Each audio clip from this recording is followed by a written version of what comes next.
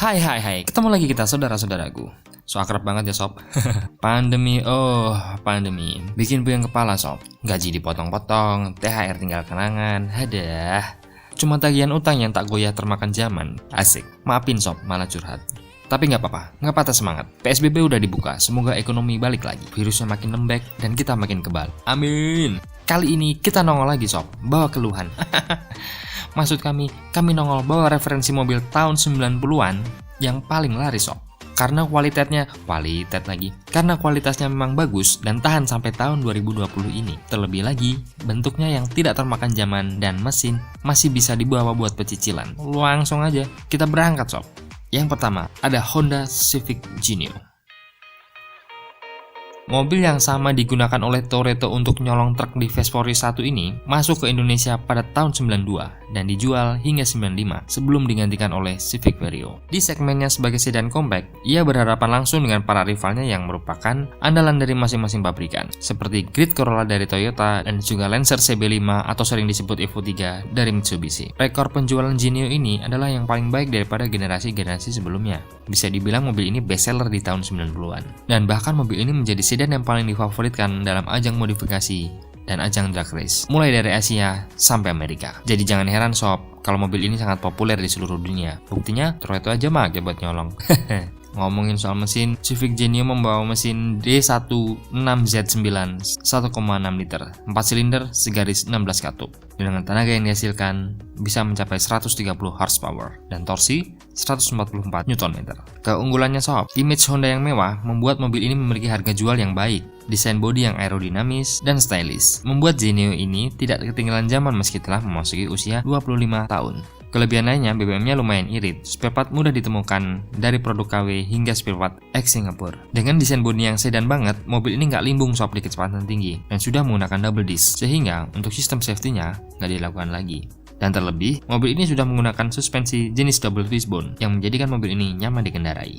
Kelemahan mobil ini adalah yang pertama, pajak mobilnya mahal sob untuk mobil berumur. Kemudian belum menggunakan teknologi mesin tipe tercanggih pada masanya, yaitu VTEC. Kualitas door trim dan dashboard terkesan murah sob dan kurang mewah. Bahan jok jelek karena kualitas busa gampang tipis dan sektor kaki-kaki yang cukup ringkih. Dan mobil ini masih kurang awet jika dibandingkan dengan rivalnya, yaitu Grid Corolla. Kelemahan yang menjadi ciri khas adalah Genio tahun 92 dan 93 menggunakan radiator 1 play yang membuat mobil ini gampang overheat. Kemudian, Honda menggantinya dengan radiator 2 play tahun 94 akhir dan 95 dan juga tidak memiliki console box untuk menyimpan barang pribadi pada ruang kabin.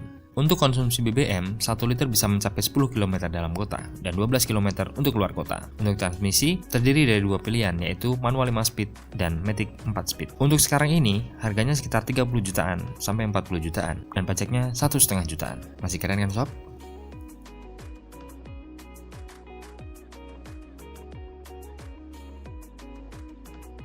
Nomor 2, rival terberat Honda Genio, yaitu adalah Toyota Grid Corolla.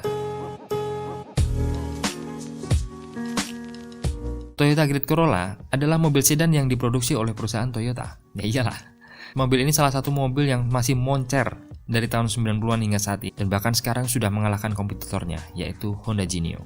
Dari segi eksterior, Grid Corolla memiliki desain yang tidak terlalu ketinggalan zaman dan masih oke untuk saat ini. Dan pada bagian interiornya, Grid Corolla memiliki tampilan yang cukup nyaman. Bahkan desain dashboardnya tidak seperti desain dashboard mobil tahun 90-an. Yang membuat mobil ini makin gak ketinggalan zaman, antara lain adalah lampu depan yang sudah berbentuk facelift dan juga bumper yang sporty. Mari kita ngomongin soal mesin.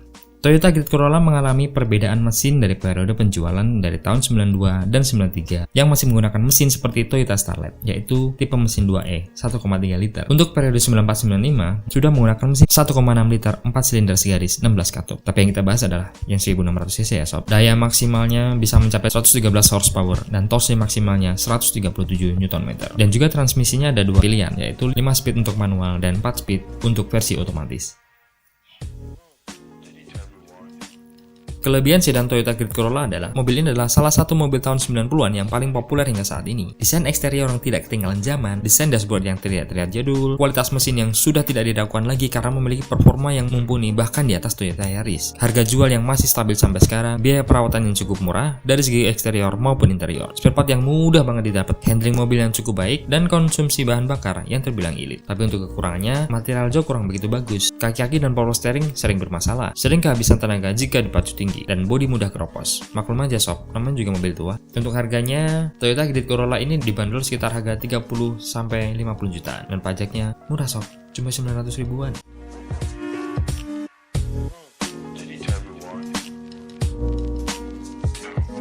Lanjut, number 3, kita masih di segmen sedan, ada Honda Civic Vario.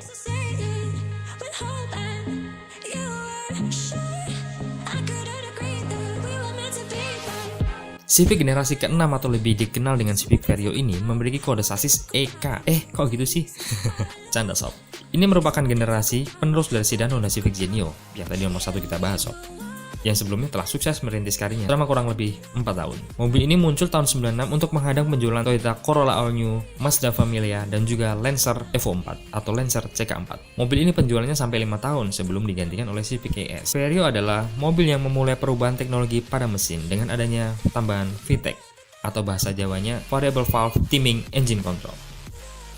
Tapi sayangnya, VTEC pada mesin Vario ini beda dengan VTEC pada varian tipe A atau yang racing karena teknologinya hanya sebatas VTEC ekonomi untuk memangkas harga jual dan irit BBM. Karena mobil ini dirancang memang bukan untuk balapan sob. Ngomongin mesin, mobil ini menggendong mesin 1,6 liter dengan kode D16Y5, 4 silinder segaris 16 katup SOHC. Tenaganya lumayan gede sob, 125 horsepower, dan torsinya lebih gede lagi, 148 Nm. Untuk transmisi, sudah menjadi andalan Honda. Ada 2 pilihan, yaitu manual 5 percepatan dan matic 4 percepatan. Kelebihannya, mobil ini nyaman, lincah, desain long lasting, mesin responsif pada putaran tengah ke atas, dan harga jual yang kembali bertahan. Dan juga, spare part melimpah sob. Tapi kelemahannya, belum ada airbag, belum ada ABS, komponen kaki-kaki yang lemah, mesin kurang responsif pada putaran bawah seperti ciri khas VTEC, walaupun mobil ini masih menggunakan teknologi SOHC, dan juga interiornya terlalu sederhana. Konsumsi BBM-nya agak lumayan sedikit boros ya sob, 1 liter bisa mencapai 7-10 km, dan untuk keluar kota 1 liter bisa mencapai 10-13 km. Untuk harganya rata-rata dibanderol dengan harga 45-60 jutaan, dan pajaknya 1,5 jutaan.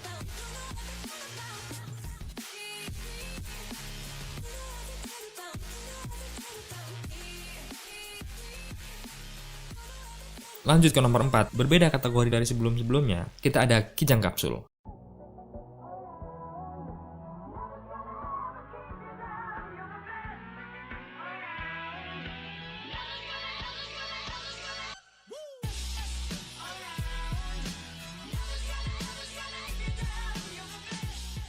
Kijang Kapsul, mobil salah satu MPV yang cukup populer sebelum adanya MPV seperti sekarang. Mobil yang merupakan generasi sebelum Kijang Innova ini ternyata masih banyak pecintanya, terutama para pembeli mobil bekas yang kerap menjadikan mobil ini menjadi mobil harian karena Kijang terkenal kenyamanannya. Mobil ini merupakan generasi 4 dari Toyota Kijang. Desain yang dimiliki oleh Kijang Kapsul dianggap timeless alias tak lekang oleh waktu. Klasik. Tak lain karena mobil ini memiliki bodi yang tidak mengotak, tidak seperti Kijang generasi sebelumnya. Untuk variannya, Kijang Kapsul memiliki 2 jenis mesin, yaitu mesin bensin dengan berkode 7K atau berkapasitas 1800 cc atau varian diesel dengan kode 2L berkapasitas 2400 cc. Mesin diesel ini merupakan mesin yang sama digunakan di Toyota Hiace, namun tanpa turbo. Kelebihannya adalah mobil ini harga jual cenderung stabil, perawatannya mudah, dan mesin yang dapat diandalkan, dan juga spare part yang cukup melimpah. Kelebihan lain adalah mesin mobil Kijang ini sering digunakan untuk mesin pengganti mobil-mobil yang lain. Jadi cuma dicomot mesinnya aja sob, karena faktor gampang merawat dan spare part murah. Kelemahannya adalah bahan bakarnya nggak boros sob, apalagi untuk versi bensin. Tenaga juga kurang bagus, ya bisa dibilang loyo. Kelemahan yang lain adalah mesin mobil ini yang agak berisik sob. Untuk konsumsi BBM, mobil ini dalam kota adalah sekitar 1:7, dan untuk keluar kota bisa mencapai 1:11. Untuk harga saat ini rata-rata dibanderol dengan harga 40-60 jutaan. Itu juga tergantung kondisinya ya sob, dan untuk pajak adalah 1,5 jutaan. Lanjut ke nomor 5, ada mobil MPV yang gak kalah laris, ada Isuzu Panther.